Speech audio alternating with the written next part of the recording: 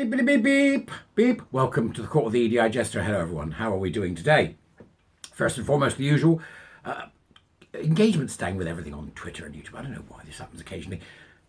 Like it. Do it! Right, like it. Subscribe. Blah, blah, blah. The usual.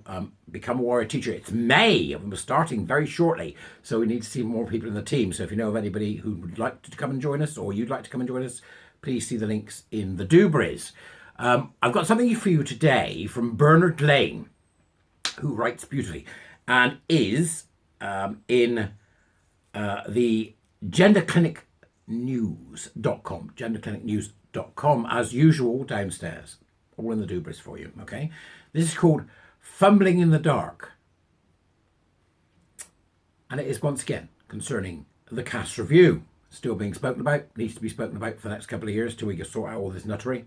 The Cass Review holds up a snapshot of missing data, cluelessness, and fudging of evidence in gender medicine around the world.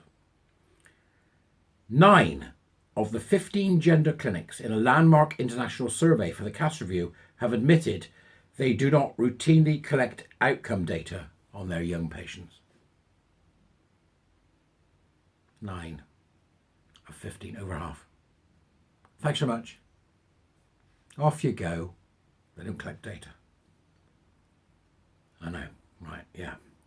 This survey, together with a new evaluation of treatment guidelines for gender dysphoria, you know that I think that's actually not a thing, but it's a symptom of other malaise, or fetishism and paraphilia.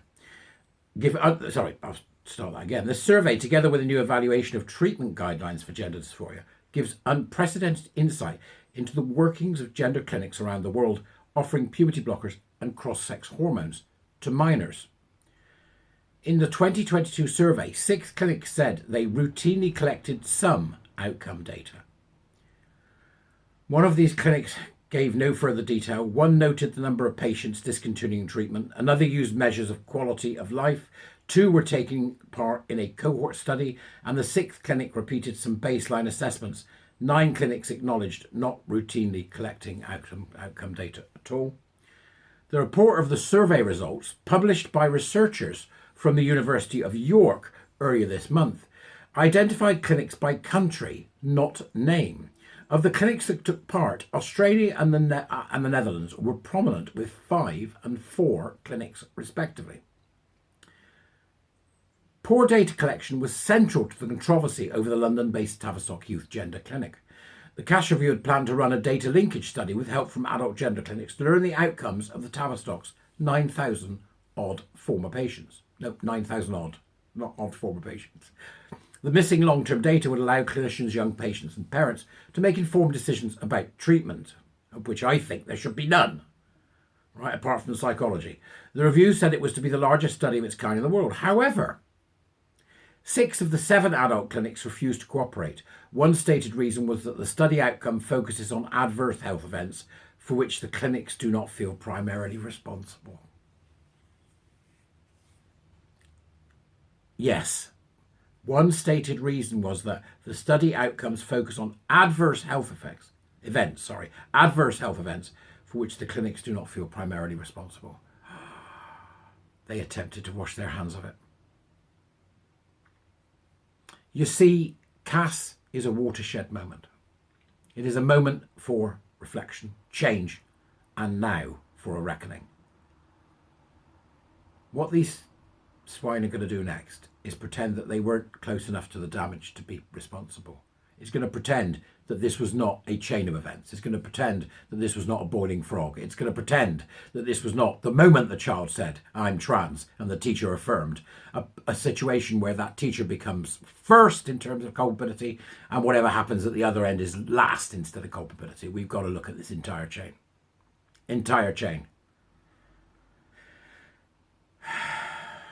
Another adult clinic said, the unintended outcome of the study is likely to be a high-profile national report that will be misinterpreted, misrepresented, or actively used to harm patients and disrupt the work of practitioners across the gender dysphoria pathway.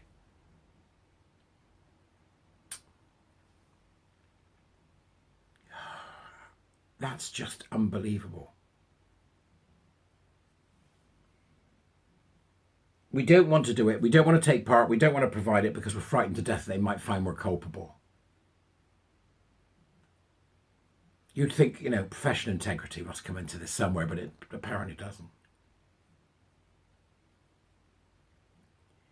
In the York University International Survey ordered by the Cass Review, all 15 youth gender clinics said they used a multidisciplinary team, but researchers concluded there was a paucity of psychosocial therapy, interventions such as psychotherapy or cognitive behaviour therapy.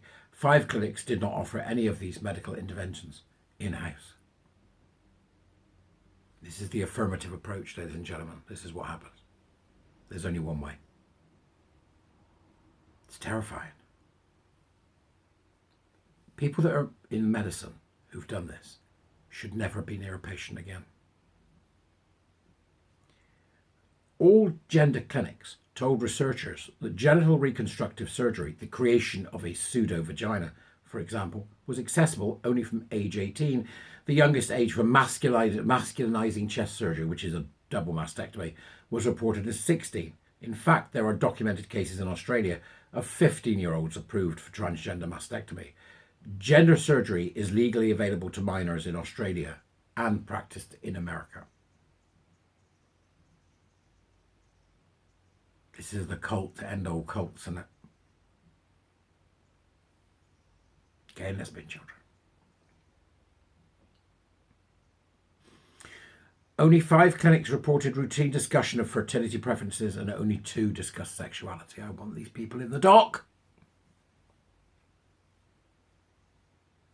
Finland was the only country to report routinely assessing for a history of trauma, the final Cass report says in its commentary on the survey. In separate studies for the Cass Review, 3 independent reviewers evaluated the quality of 21 guidelines for treatment of gender dysphoria in minors. Included were international guidelines from the Endocrine Society and the World Professional Association for Transgender Health. Documents from North America, for example, the 2018 policy statement from the American Academy of Pediatrics. From Europe, the guidelines of the UK Royal College of Psychiatrists, for example, and Denmark's, as well as guidelines from the Asia Pacific and Africa. This was a very far-reaching look. WPATH has been highly influential in directing international practice, although its guidelines were found by the University of York appraisal process to lack developmental rigour. The York researchers chart patterns of circular cross-referencing between guidelines to create a misleading impression of consensus in favour of the medicalised, gender-affirming treatment approach. There's something in this that I'm struggling to passe in my mind.